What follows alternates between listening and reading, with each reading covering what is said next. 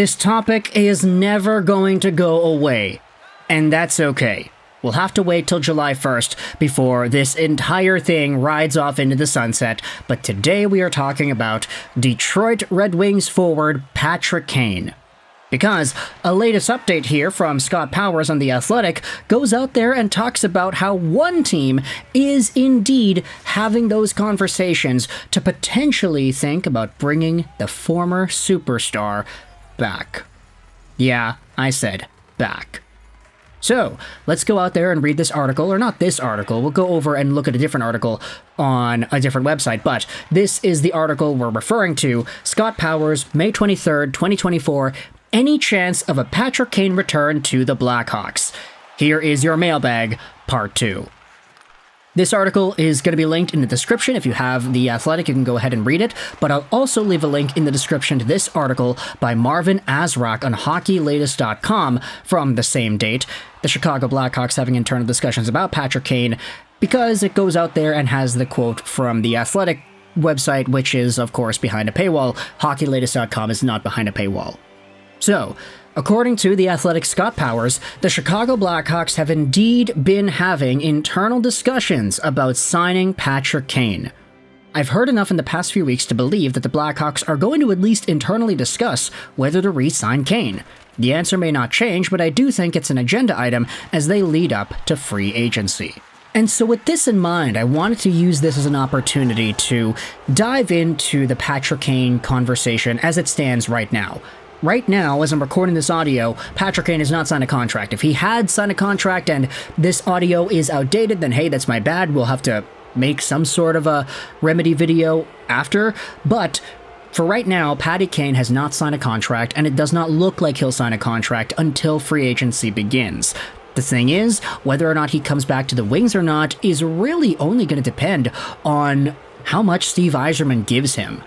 Because, realistically, if you want to talk about fit, you want to talk about playoff aspirations, you want to talk about competitiveness, sure, Patty Kane can go to the Rangers. Patty Kane can go to the Bruins. Patty Kane can go to any one of these Stanley Cup contending teams, but which one of these teams will actually give him the money to entice him to stay?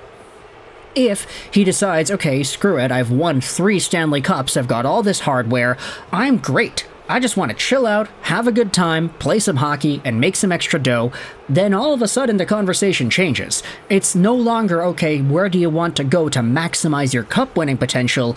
It's where do you think is going to vibe the best?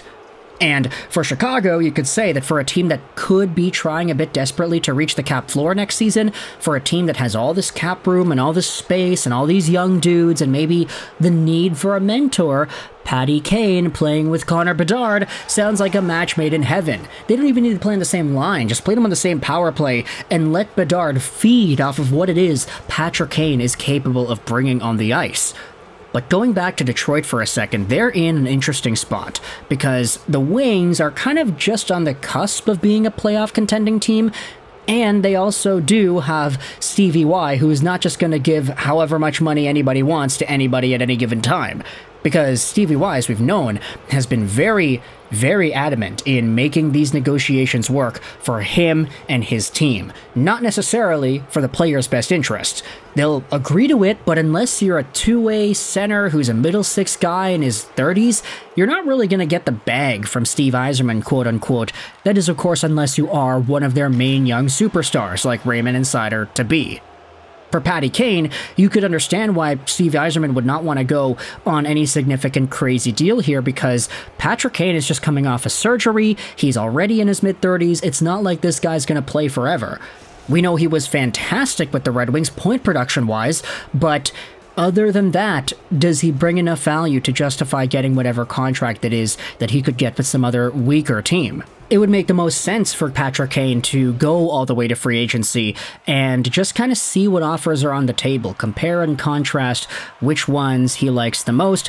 We recognize that when he came back to hockey in the first place, when he signed with Detroit initially, there were so many teams and it took him so much time to really iron out his preferences and make it known that, okay, yeah, the Wings, I'm okay with going to this team. That's the team I'm going to choose. Now, I get it, circumstances were a little bit different back then. You kind of needed to work through the surgery, you needed to work through the rehab, he needed to get people checked in on him over and over again, and the Red Wings were one of the only teams that was doing that consistently. So you could say that Patty Kane might have had some sort of, karma built up with the Detroit Red Wings. But because he is such a valuable asset, and because he's so good, yes, but he's also got this crazy good legacy behind him, there's going to be a lot of other teams going out there and asking for Patty Kane, and Chicago very well is going to be one of them.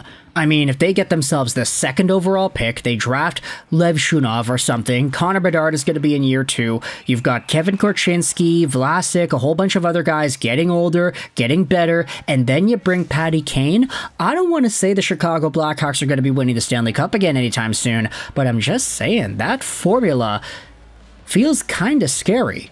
And they're going to have some extra money to sign whomever else it is they want in free agency too, right? What if Chicago just goes completely balls to the wall?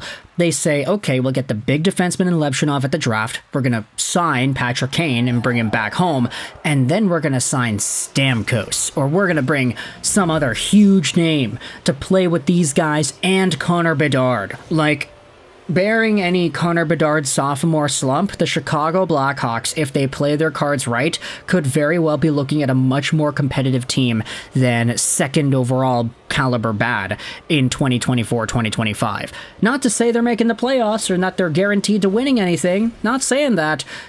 I'm just saying they could be a lot better. And if Patty Kane, if you could sell him on that idea, be like, hey, you want to get 100 points again? We'll play you every power play with Connor Bedard.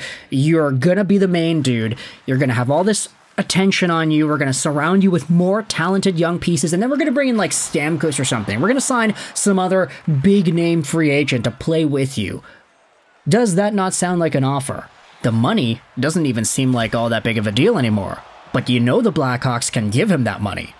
So, at the end of the day, I'm just kind of spitting here. I'm not saying anything is confirmed, but with the Chicago Blackhawks entering the Patrick Kane sweepstakes once again, it does make things feel a little bit more dire if you are the Detroit Red Wings. That is, unless, of course, Patrick Kane does not want to be a number 1 on the team. He wants to play on a second-line role. He wants to play with his buddy the Brinkett. He wants to play, let's just say, behind Lucas Raymond and whomever else it is suits up on that first line with Dylan Larkin.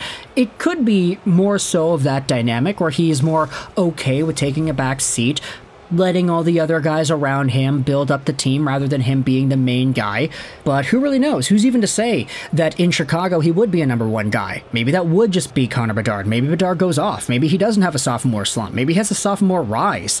And Patty Kane is playing in the shadow of a kid who exhibits the same hands and deking ability as Kane once did decades and decades ago. So let me know your thoughts in the comment section below if you're a Detroit Red Wings fan or a Chicago Blackhawks fan. What are your opinions on the Hawks being interested in signing Patrick Kane? And if you're a Detroit Red Wings fan, how much does that scare you? Does that freak you out as much as it's freaking me out? Do you think there's an incentive actually for him to go over to Chicago? Or do you think automatically there's already a bigger argument for the Wings to be winners in this kind of a contest? Hey, if Patty Kane has to decide between Chicago or Detroit, he's going to choose Detroit. Why? Let me know your thoughts in the comment section below if you're a fan of either of these teams. Articles as well will be linked in the description, the hockeylatest.com piece as well as the Athletic piece. Let me know your thoughts in the comment section below about Patrick Kane and this entire conversation. I hope you enjoyed this video, and bye.